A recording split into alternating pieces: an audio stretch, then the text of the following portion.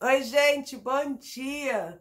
Mais uma semana começou para a glória de Deus e eu espero que você esteja, assim como eu, animado por essa semana, cheio de expectativa pelo que o Senhor pode fazer, cheio de expectativa pelo que pode acontecer essa semana. Estamos terminando o mês e começando outro mês.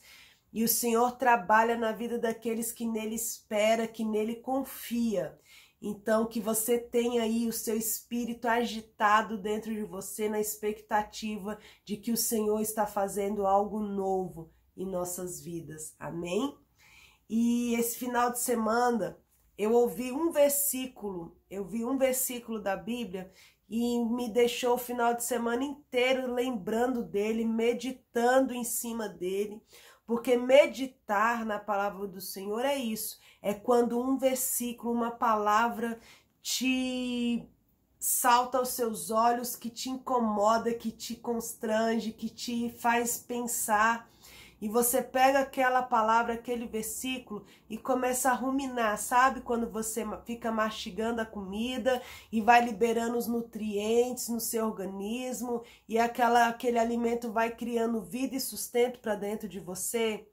Eu acredito que isso é meditar na palavra. Quando você fica ali remoendo, meditando, se alimentando daquela palavra até que ela se torne vida e transforme a sua vida, o seu modo de ver a palavra, o seu modo de viver.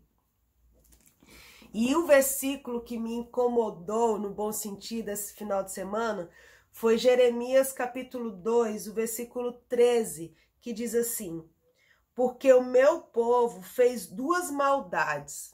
Aqui Deus está expondo duas maldades que o homem, o povo de Deus, é capaz de fazer contra Deus. Duas maldades que deixam Deus chateado, a ponto dele estar aqui registrando, para que a gente tenha conhecimento e não caia no mesmo erro do que aquele povo, naquela época de Jeremias, cometeu. E ele diz assim: porque o meu povo fez duas maldades. A mim me deixaram um manancial de águas vivas. Aqui é a primeira maldade que o povo fez e o povo faz, que ele diz: me deixaram um manancial de águas vivas. E a outra maldade é: cavaram cisternas rotas que não retêm as águas.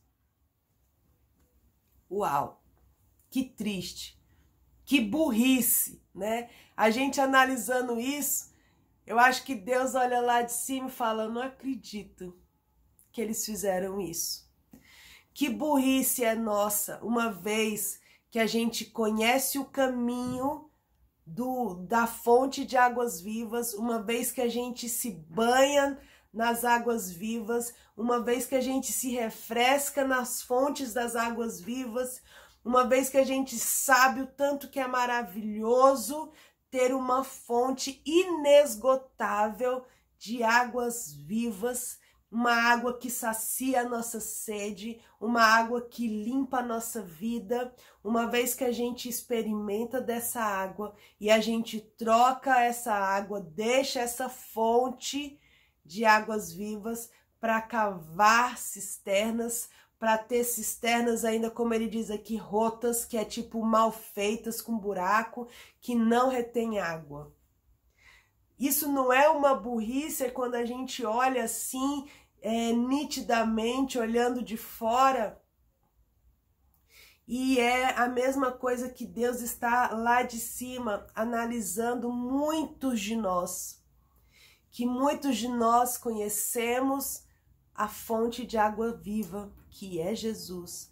A gente sabe que, a gente vê aqui no Antigo Testamento, tem muitas das histórias que falam de encontros no poço, né? Lá no poço de Jacó, inclusive muitos amores foram encontrados num poço, na frente de um poço de água viva, né? De uma fonte ali do poço, que foi quem?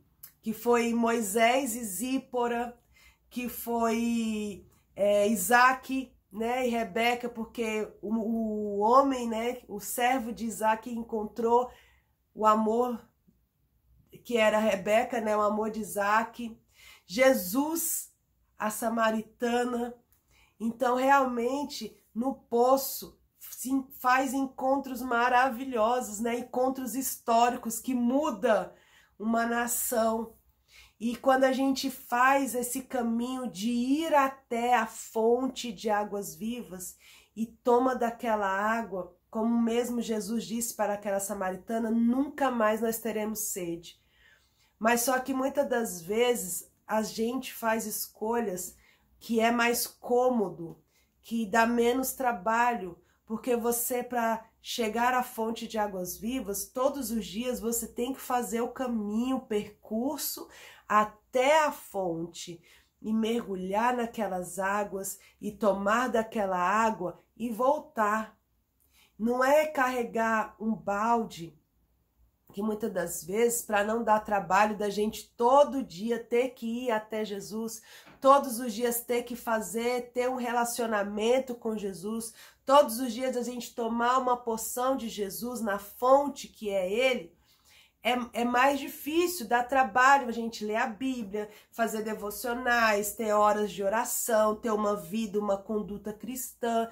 É realmente um trabalho que muitos cristãos, muitos de nós, preferem pegar um balde, ir lá uma vez, por exemplo, vai no culto uma vez na semana, pega um balde, enche ali na fonte e volta para casa, e às vezes um balde furado, e a água vai acabando, e a gente pensa que ir no culto uma vez por semana é o suficiente para matar a sede de toda a semana. Consegue entender?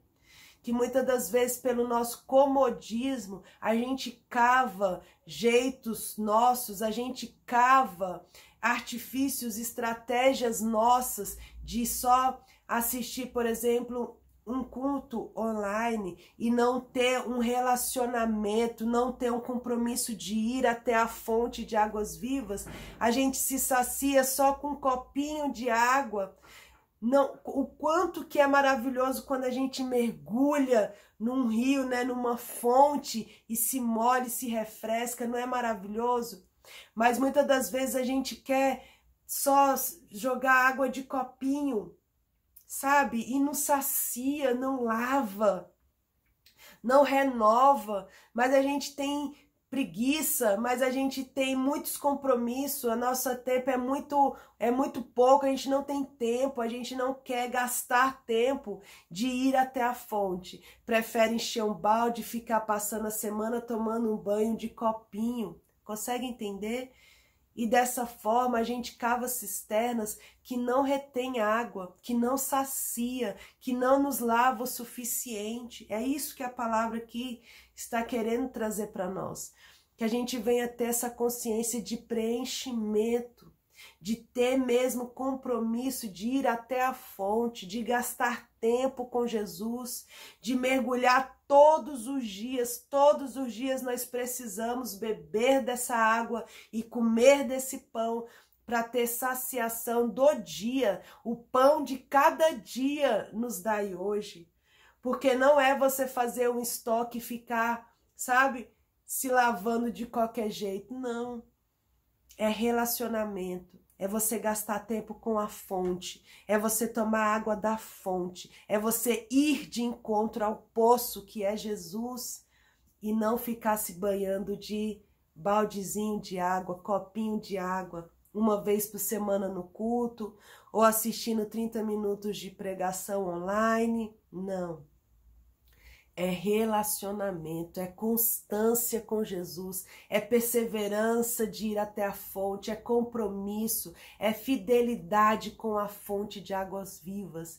E que a gente entenda que quando a gente troca a fonte por um baldezinho furado, o Senhor vê isso como uma maldade, ele fica chateado.